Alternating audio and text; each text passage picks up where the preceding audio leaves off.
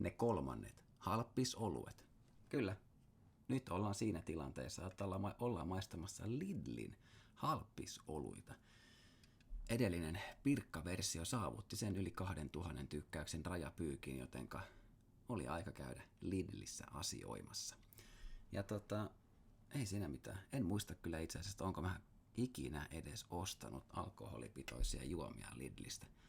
Mut kerta se on ensimmäinenkin ja no, kaikkeahan täytyy kokeilla kerran. Vai no, mä jätän sen teille. Te voitte jatkaa tuota lausetta haluamallanne tavalla sitten. Mutta mennään suoraan nyt asiaan. Maistellaan ensin tämä euro 25 maksanut tölkki ja sitten on tämä toinen euro 5 senttiä. Mun mielestä nämä molemmat maksaa kyllä jotenkin enemmän kuin ne Pirkka tai ne S-ryhmän halppisoluet, mutta ehkä ne olisi parempia.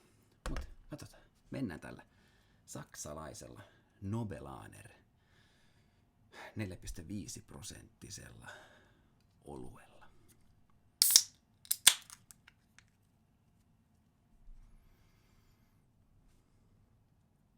Ihan hyvä tuoksu. Hyvä tuoksu, pakko sanoa.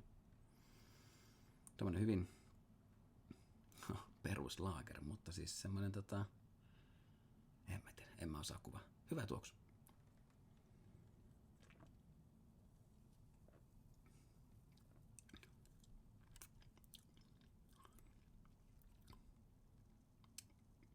Joo, ei.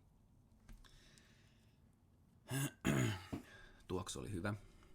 Ei siitä sit sen enempää.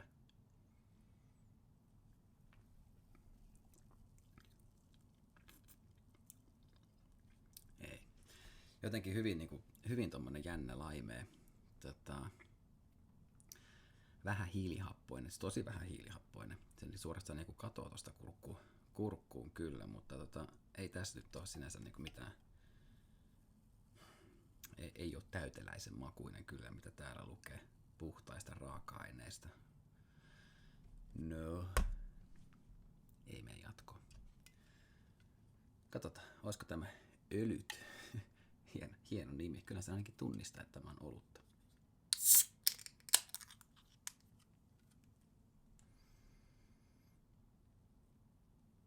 Ei tässä ole tuoksua ollenkaan. Ei. No, se oli selkeästi tuossa Nobelanerissa niin erittäin hyvä, voimakas tuoksu. Ei tässä ole mitään. Ehkä se on sitten se maussa.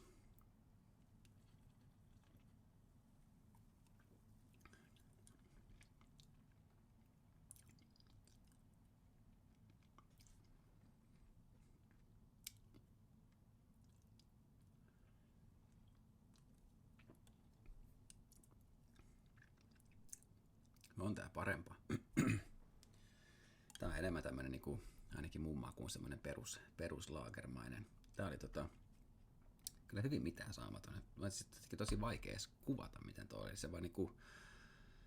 Se vaan hävisi suusta. Maku oli jotenkin semmonen tylsä. Mitään saamaton. Tässä on tosi tylsä tuoksu. Vähän sama kuin vettä tuoksuttelisi.